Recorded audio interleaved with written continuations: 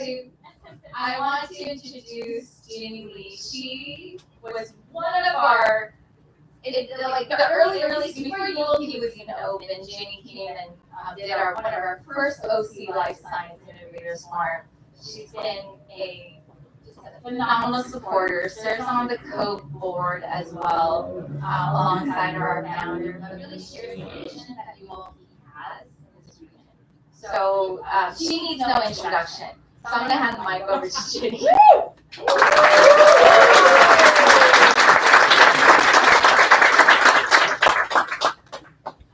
This is really great. So if you don't have a drink, make sure you guys go get it. I won't be offended. Get up, go and mingle it. I'm sure there's an after party. The table in the middle, go ask them. I'm sure they'll be happy to go ahead and give you an after party. So nice to meet all of you. I look forward to getting a chance to spend a little bit of time. There's a couple of folks that know me. The folks who know me on my team, can you raise your hand? I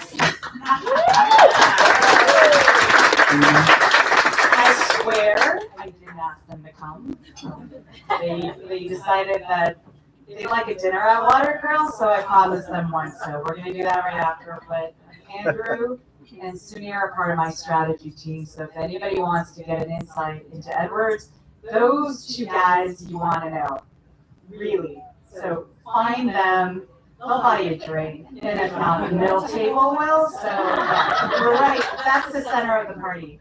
So Jinny Lee, I just did the number. I've been at the company, not the company, in Orange County for 30 years. So I started Orange County because I came to UCI.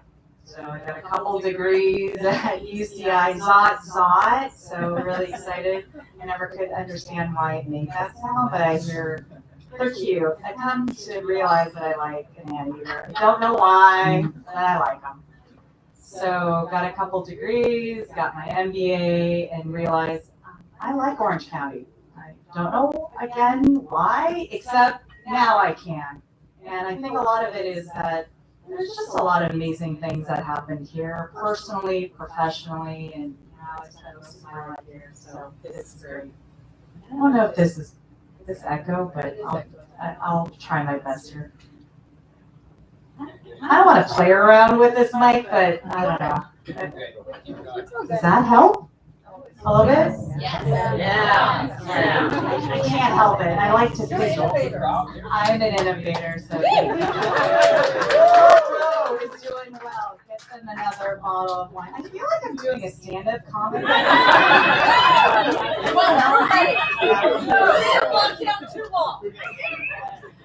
This is, by the way, maybe this is COVID. We're all channeling our opportunity to be one or around one another, and I'm feeding off all the cool energy, so I do love that. But Orange County is where I got to do my professional, got my education, fell in love, had kids, all that fun stuff. So I really believe in Orange County, right? And I hope if you haven't, that's where you get to be, because it's a good place to be. So I work at a company called Edwards Lifesciences, been there for 20 years, but I didn't start off in that ecosystem. I was in startup. So to me, it's really an opportunity to get to talk to all of you who have committed to essentially growing amazing ideas, working in the ecosystem, struggling, and maybe finding folks like one of the each other to help support you do this. So a little bit about me, and then, by the way, this echo is really weird. It's two, can you hear me? Yeah. Is that better? Okay. Yes. Maybe this will help, because I hear too much of a reverb. So I'll be loud, and if I lose my voice, then oh well, after party, listen to somebody else. So I started in startup, and for me that was really fun, because I didn't know any better. So here you are, I graduated with a couple degrees, spent a little time at the FDA, and a company, a medical device company, hired me. And I decided, oh, what the heck, I had nothing else to do. And I was probably the 8th or the 9th employee, and when I left, it was about 150. So you can imagine the kind of fun that you would have had. And what I loved is the spirit. Everyone said yes to everything. We struggled with finding money, but when we did really great things, I remember the CEO handing all of us an envelope with $50. I don't know about you guys, but there's something about those early days when somebody knows at the time, graduate students, college students, $50 meant a lot. And I think that's really what we worked for, is that we had so much fun, and then we celebrated those little wins, and I think I carried that along the way. And then I joined this company called Edwards. I didn't join Edwards when it was Edwards as we know today. It was 20 years ago. The company had just spun off from Baxter. It was quite small. The reason why I went was I found a manager that I really liked. So how often does this happen to you when you interview and you usually take forever to get a call, or you got to go through multiple interviews? I got a job offer within the week. So I wasn't looking for a new job. I just decided to go, I wonder what it would be to work for her. Again, in my line at the time, I was working for an orthopedic company. There wasn't a lot of folks that would like it. So I decided to give it a chance, and it had a blast, right? So that's sort of a little bit of me. So I think I entered Edwards when it was a little bit different. My viewpoint was a little bit different. And I took a little bit of that startup into a company that wanted to go into innovation. So the reason why Edwards spun from Baxter, if you want to know the big story, come find me. You probably don't have enough time, but it really wanted to become a company that really moved innovation forward. It just wasn't having the growth rate as sort of companies along its peer group. So innovation was at the top of the priority. So I came in, I had a product line that was really small, and I got to introduce some things, and we had a lot of success. And what does success mean?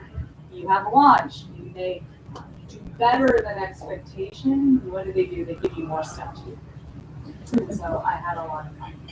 So fast forward 20 years later, I head up a group strategy. So that's my strategy group over there. I head up marketing and a group called exploration. And that's probably the more interesting part of all of that. It looks for ideas and companies outside. Because we really believe that things great doesn't have to go inside the company. There are companies outside. There's Howard over there. He's a legend, so just by the way, buy him a drink because I think and his wife. Yeah, I was saying his wife too. That's a good table over there. There are folks on the outside, and what I want to do and why I say yes to her as caring when she asks is because I want to spend time here in Orange County. I believe to keep folks coming in and keep folks who are here, you got to not only stoke the fires of early, but you got to stand up bigger companies. Right? So 20 years later, Edwards is not the company I started. Somebody could go back and see what the dollars were, how many folks worked there, and how many lives have been impacted. And that's pretty big, and I'm quite proud of that. So you've got to go from early on a few great ideas to building an ecosystem. And that's really why I'm here is I want to participate. I want to meet folks who are struggling. You're in my backyard. Right? You guys can come to my backyard and we can have a chat because that's really what we're all looking for is finding folks who band together and kind of work through all the struggles. Right. Karen reminded me, one of the things I said last time, which I thought was funny, was if you guys start companies to be acquired by Edwards, it's probably not the best strategy. Because it's not going to carry you. You got to do things because there's a need, right? Why does it keep you up at night? Not because a big corporate's going to buy you, but because you're wanting to help. There is a market that is dissatisfied. right? That's why we're here, is because something doesn't work. And somehow all of you guys have decided that I don't know why, but there's something burning inside of me that I want to solve. And that's what I am so proud of, to be in that ecosystem. So part of my job, and I don't consider my job, first of all, it's not really a job. You guys are speaking, all this great food and drinking, and I get to meet really amazing folks, is to participate in getting to know one of you guys and to share the stage with all of you. As I said to a couple of folks I met, you guys should be up here too, because I think there's a lot that we can learn from one another, and it is impressive. 40 different companies or ideas that are inside the University Lab Partner, and Hatch Space will grow to expand to more. What an impressive story. So to see growth is impressive, and I know that things will continue to grow, and I think that's kind of the reason why I'm here. So I kind of wanted to make sure that we had time for a healthy amount of questions. Like I said, I mean, we can throw it to Howard, we can throw it to a lot of different people, but I'd love to kind of maybe open it up to any topics that you want to kind of throw my way. I'll buy you a drink. Whoever asks the first question, I'll buy you a drink. I'll ask you the first question. So Edwards Lifesciences. Here we go. This is like the party table. Well, I don't know about these guys, but I will bring the party. Sure, So, bring it. what is Edwards most focused on right now? Is it cardiac, ortho? Is it? Not ortho. Okay, I just Not curious. ortho. Okay. So we're a cardiovascular company. So Just- if anybody doesn't know, we have been focused in cardiovascular and critical care medicine. So that's kind of the place we go. We have expanded, and I suppose most famous, with the introduction of a technology called transcatheter aortic valve replacement. So instead of back when we started, we cracked the chest open, and surgeon would replace valves surgically. Right, you stop the heart, you do all those things, and got great results. You got great results, but I don't know about you, but some of the folks who need surgery are so much older, grandparents, etc., and so they couldn't handle the surgery. So many of those folks didn't get the therapies because someone would say, "You're too high risk. You cannot overcome the surgery, therefore, just kind of slow down. Just don't move as much." And I don't know about you guys, as I get older, I'm more energetic. That's sort of, I don't know, maybe the things are winding, I get faster and I'm spinning more, but I think you don't want to slow down. You want to participate more, and I think that was really troubling. So I know we've got a couple folks who know Stan Rowe. He was the CEO of a company called PVT, and that was sort of the question that we asked was, how in the world, can folks who are non-surgical patients get a device? So now, like percutaneous, you go through the leg. So that's kind of where we're focused, is structural heart, critical care medicine. We are a company that's slightly different than some of the bigger strategics, where they have more of a diversified portfolio, right? So other companies may have an orthopedic, a cardiovascular, a neuro division. We're more focused on the cardiovascular side. I knew that. I just was making sure that. You had a question. Yeah, that you didn't have. So other things in mind. so then when it comes to, I think, folks who want to have strategics, and you get emails and you ask, you got to find strategics or folks who align with what you want to do. So if you're an orthopedic company, probably not. You don't probably want to.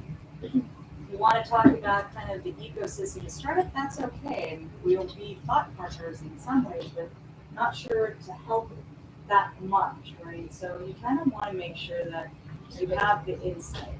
A lot of this is about homework, getting to know what it is you want, what do you want to do next, etc. And so if you're ortho, I can talk to you. That's where I started, so I love the orthopedic space, but from an Edwards perspective, it's fun. So what does the strategy department do with it?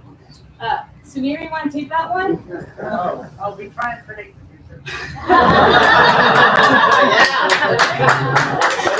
His answer was he likes to predict the future, and that is actually what strategy does. I jokingly say You should fire us if we can't predict the trends. Right? Our job is to be out there, collect insight, collect data, so we know where things are going. We don't need to be absolutely right, but we need to be directionally correct. I don't need fads. I don't know. This makes sense for me. Maybe others it doesn't. I want trends and I don't want fads. I don't want one-hit wonders. I want to know which direction most of the world is living, and I want to be ahead of it, right? And so that's really what the group does. And for us, we're looking multi-years ahead. What I work on in the group is called advanced technology. We work on things that are more future-based. We have 4 different business units, commercial business units that have products. Those guys have products, they sell, we have R&D. Advanced technology has ideas, has strategies, has lots of conversation with products. We don't sell. So we are essentially an incubator within a bigger company, which is why we have another group called Exploration that gets to work out here, because how else do you keep yourself honest if you don't compare, right? If I have a product that looks great and it's the only one, guess what we do? We fall in love with it. And I would probably stress to all of you, that's one of the things that all of us has to do is to compare. Like, how do you compare? Is this product really what is needed? Is there someone who can do it better? What do I need to do to be distinctly more for the patients out there? All right, I'll take another question. Yes. Is there a leadership lesson that you could share that people here growing as leaders, growing from the one product line to now strategy exploration for whatever it has become over the last 20 years? Yeah, so, gosh, there's a lot. 1 or 2 maybe off the top.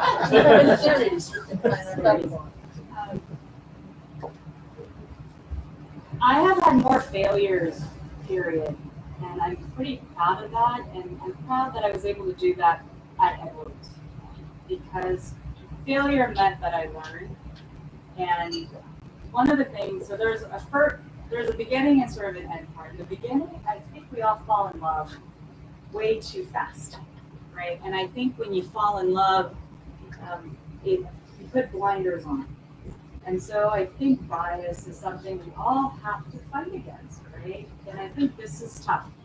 My team knows this because I will go ahead and argue another point just because I want us to make sure that we have fully thought through some of these ideas. So my lesson learned early was that we get really excited. I'm a pretty passionate person. I get really excited about something. So imagine me with one project, right? I am one. I've got everybody bought in. I am so excited. Never really made sure that I understood what was also available, what existed on the outside. Never really looked for people to poke holes at it, right? So what do? You like me, right? Let's spend some more time. You don't know what you're talking about. You're not in my space. You don't know this thing that I'm working. And I think that happened. So we start to dismiss and we sort of start to go this way. I think as we get, mature, a little wiser, we're okay with everyone coming out because the ones that provide what you consider negative are the ones that will help you overcome the arguments. And if you're going to raise money, before you go raise money, make sure you have a lot of folks who kind of just poke holes at you, right? Just keep poking. You should have a list that is, Santa's nice or naughty list, depending on which one. Whatever is longer, you should have a list of questions that people are poking on. And you should be able to answer them. I think we get better at that because, one, you get a little bit more comfortable and you don't feel like you're surviving. I think your first programs, you just feel like you're surviving. I have to make it work. I have to show success. At some point, you're like, this is the journey that I'm on. It's filled with these roller coasters, and I'm okay with it. But you got to get comfortable with it. And the last part is you're going to actually have to coach people along that. You can say that to yourself, and you can you could give yourself a pep talk. How about giving a pep talk to everybody else? You know, and I think you're gonna have to first find, I don't know, enlightenment or survival techniques for yourself, and then you translate that to others. And I think that's what you need to do. All right, other questions, or I'll start filling in other fun That was stories. excellent. When Edwards was in a startup position, what was one of your most valuable moments with them? What I was the most memorable of? So there was a lot of memorable ones. They're always the ones that are the toughest. We have our newest business unit is called transcatheter mitral and tricuspid therapeutics, and I was early in on directing what we were doing, and I got to work on a replacement product. Edwards was, it was going to be the big thing, right? We were going to have a transcatheter mitral replacement product. Everybody was so excited about it. Little did most, like, this is the truth. We had a 75% mortality rate. Oh.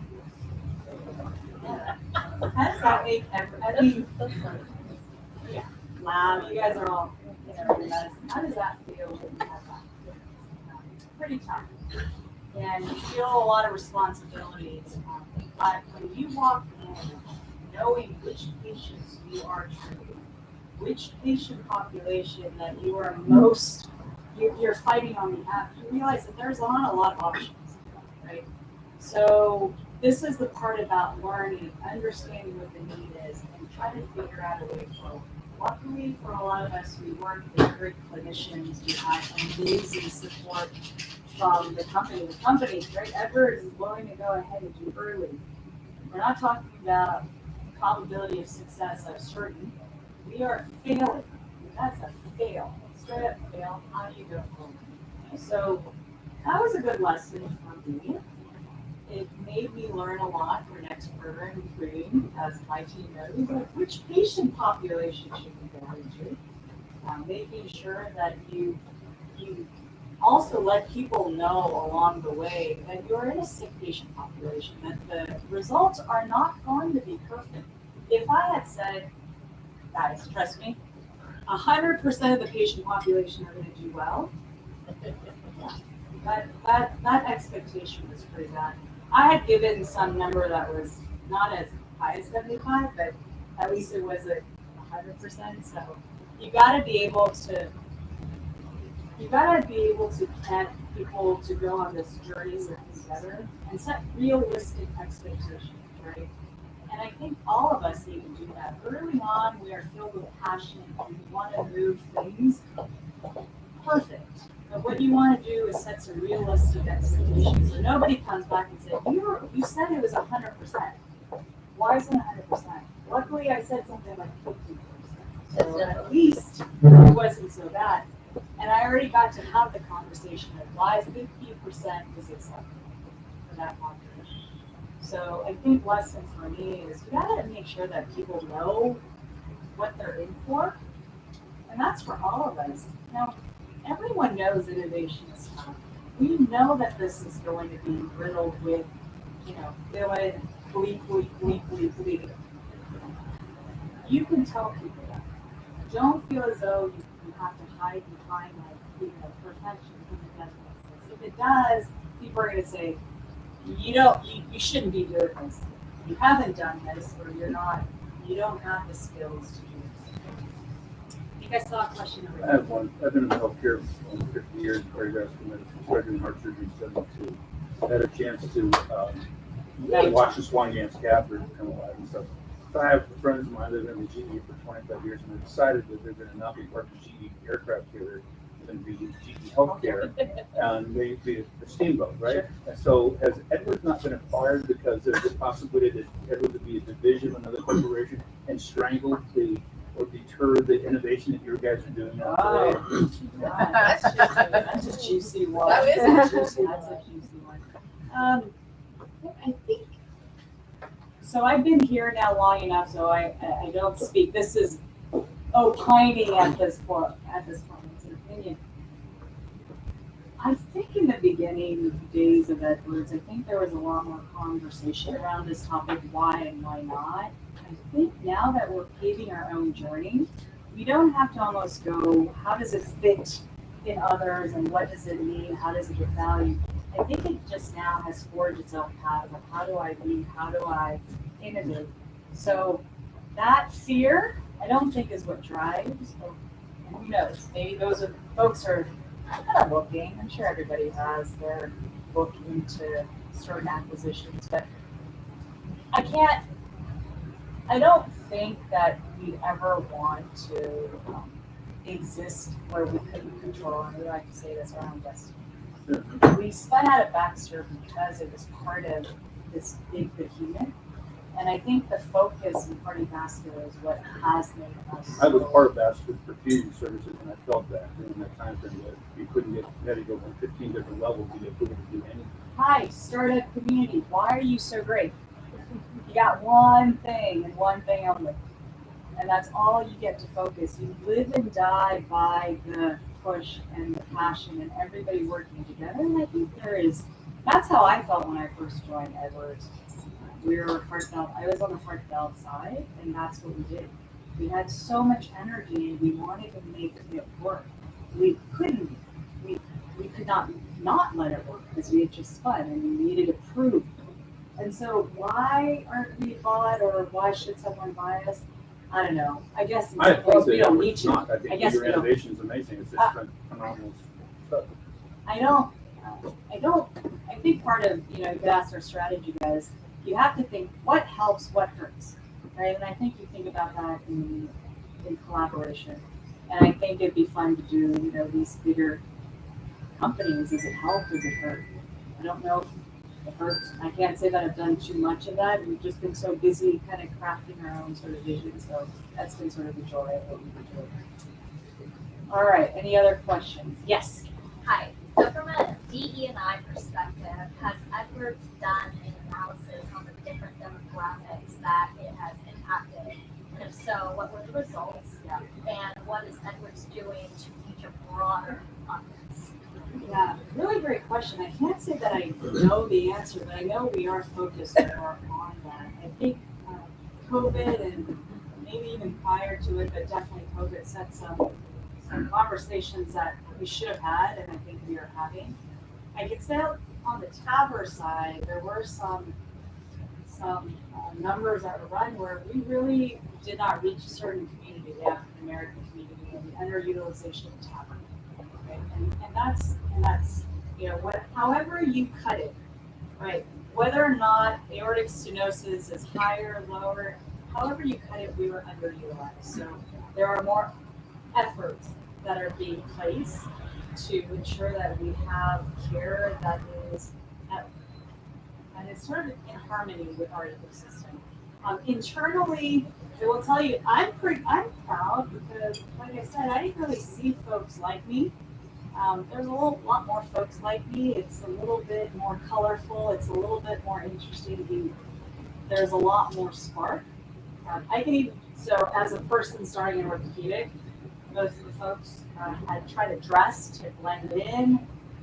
These outfits didn't really work for me, and I realized that at some point, you kind of have to be your own person. But it took a while. It took me a good, many years to kind of get comfortable in my own skin. I'm really proud as I look around sort of the younger community, Gen X, not Gen X, what is it, Gen Z and millennials? All the things. The two generation, that is the majority, I believe, of the population. I'd like to think that world and the folks there have it easier. I don't know if you can qualify easier, however, we could talk about that, than I did. And I think I didn't have it as tough as my boss did. Some of the stories she told me was pretty atrocious. All right, so I do believe it's getting better, but it's not because of pausing and saying it's gotten better. It's effort. I love the addition of the I in the D and I, right? Because I think an inclusive part means how do I feel Like, can I be myself? Can I act the way I act? Versus here is a prescribed rules of conduct, and that's how we should act. So I is something that Edwards did pull in, and I do believe that is the evolution of getting better. So I can't tell you the numbers. I'm sure there are lots of folks, Edwards folks over there that can probably give you that, but I am proud to see movement in the right direction. All right, I saw more hands going up. Yes. Thank you. From the exploration standpoint, what are the benchmarks for deciders when you reach that point that you determine it's time for my team to pass this along to the development side, to really take it to where it can be developed, go into trials for validation? So we start with, it's a great question. If people didn't, it's a little bit of how do you know to move it down the continuum. And we usually start with a patient. Is that an area that we want to participate in? How big is the need? What's the market look like? All the things that you probably are thinking of. What's the economics? What's the care flow? Who treats these patients? And that gets done, and we kind of talk about a landscape. Once we do that, then we go actively look for technology.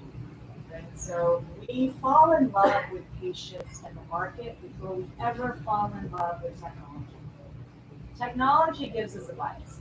In fact, I had somebody say this, and I love this part, which is, I don't care how bad your technology is. First generation always looks pretty kludgy, right? Someone said, just give me a pathway to slick.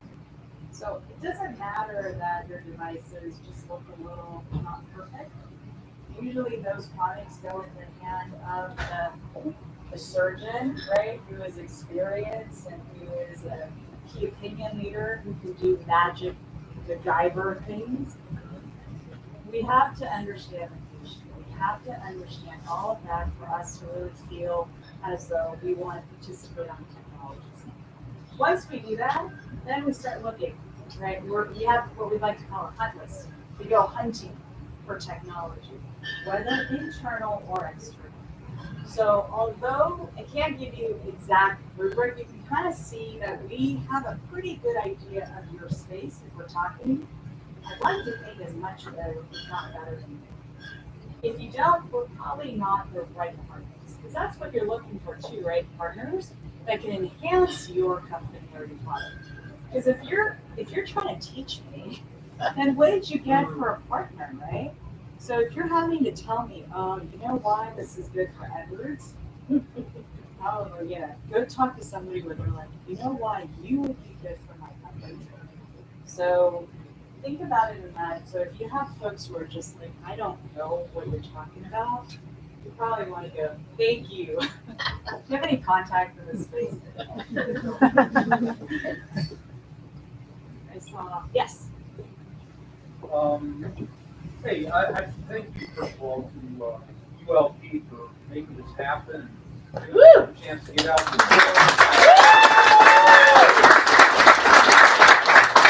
and bringing you to us. So thank you a bunch. Oh, this is great. I mean, my gosh, I've got a group that's going to buy me drinks. And what a fun. I'm buying your guys some drinks. Love it. But the question I wanted to ask you is the emergence of breakthrough device legislation. Is it affecting, in your opinion, strategy as a larger medical device supply? Oh, you bet. I mean, what happens in the ecosystem, the macro stuff, really affects us, right? Part of it because it's where the money flow is and regulation. So this is really important. So when you have whether Medicare or FDA provides sort of insights on innovation and ways to fast track or give you, instead of you got to do this, they give you a more narrow understanding of the output, it's really helpful. So we live in that world, and I think we monitor that space very much. And I think we also want to make sure that we participate in that space, right? And I think we want to have a voice. And there are some organizations like AvaMed that help represent medical devices to make a ecosystem much more friendly. Right? And I think that the FDA in the US has become much better. When I started, we did not start in the US. It did not happen. I went to Germany. Germany was, I spent most of my time going to Germany and Canada. That was, not movie hacks, like that's where I danced. That's where I danced, that's what I knew. I knew who to go. I knew the length of time. I understood the regulations really well. And guess what? Just like everything else, it changes. And then someone else gives a more favorable pathway and you go there. And that's why early folks, you gotta always know where things are moving because it's not constant. So if I kept going to Canada or Germany and saying, please, you used to let us in. Things changed. US. And then guess what? If that doesn't, what do you guys need to do? You're innovators. Come on, you gotta get up, you gotta move, and you gotta go find the next place. And so that's what we have to do. And for us in the early group, that's what we're always doing. Is who is going to be the most favorable partner? And it's usually related to regulations and money, right? Who's going to allow us to be in those areas of early innovation? You had a question? So how do you think we can elevate Orange County to be the hub for like medtech and like the Silicon Valley of like medical devices and what we do as I'm assuming that we like a member of this ecosystem, right? How do we start the dialogue? Yeah. How do we elevate it? How do we get more folks like Howard to come to Orange County? He's gonna be like, I can't believe it. I know. I saw second heart. We're there. Come talk to us. And one of my guys one of the guys that worked for me, his dad is over now at Second Heart, so it's a small community, which is exactly what you want. If you're up in the Bay Area, what happens? The startup fails, you get to go to another one. Okay. And if that fails, you go to another one. And so it doesn't feel like these huge decisions to be up in the Bay Area and participate on early innovation because you have an ecosystem that allows you to be pretty fluid, and I think that's what needs to happen. If you start a company in Orange County, stay in Orange County. Yes!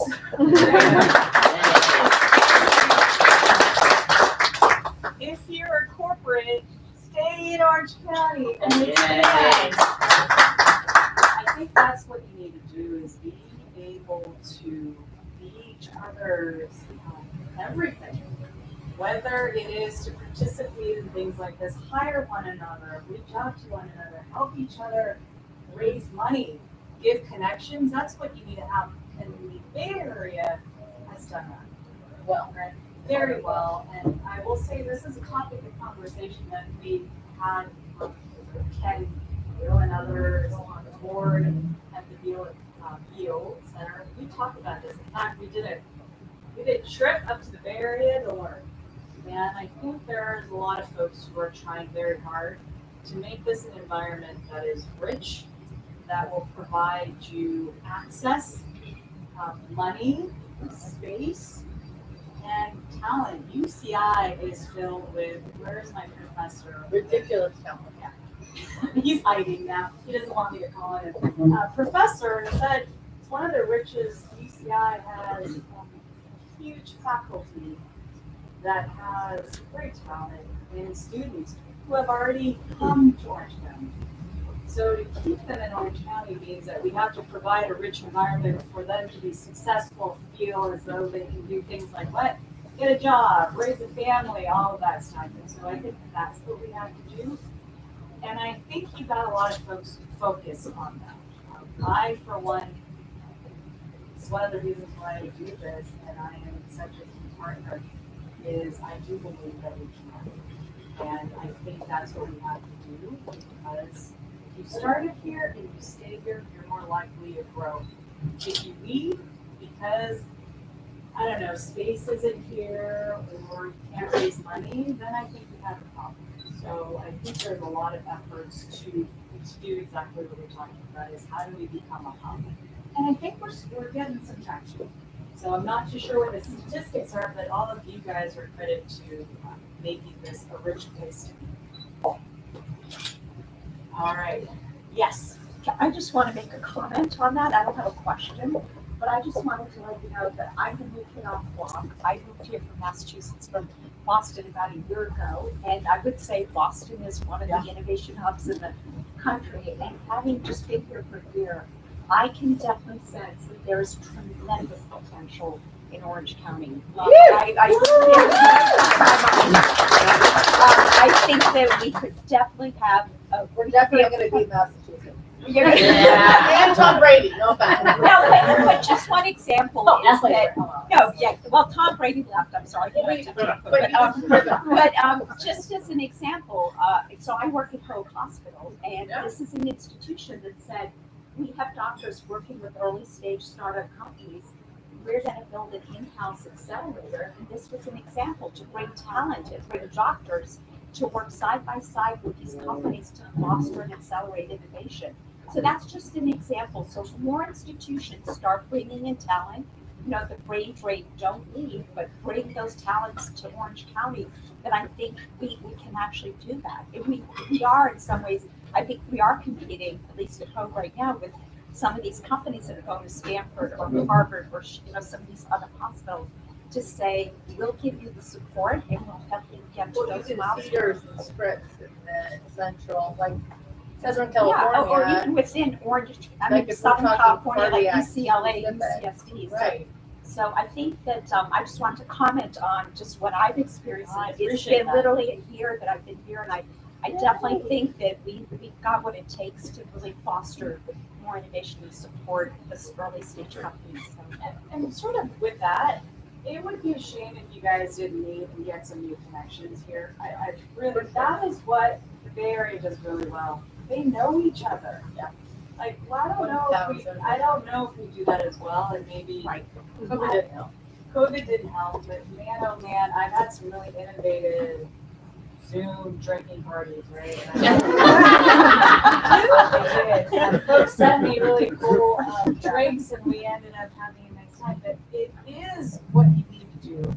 And if you're in a startup or in this environment, you're scrappy. You can do lots of things, right? You could, the side hustle, go over there and help others out, and I think that's really what you should be doing. So it would be a shame if this ecosystem didn't find an opportunity to connect.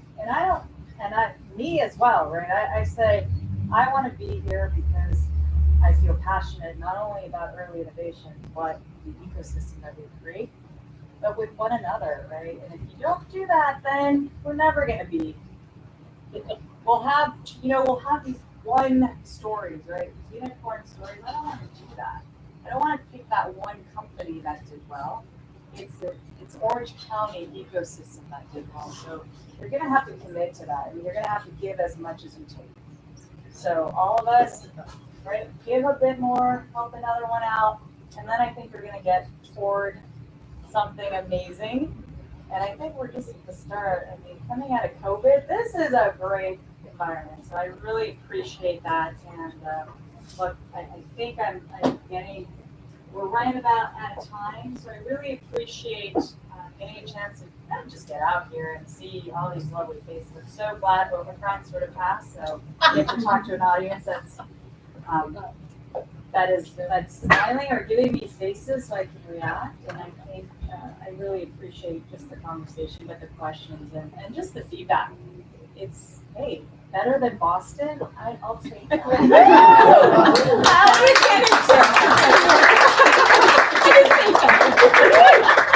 I think there's some more drinks. Maybe with each table, you guys can make sure that you meet one another, get some contact, and share what it is you do. And I think that's really helpful. And I guess I'm really I'm just coming up here.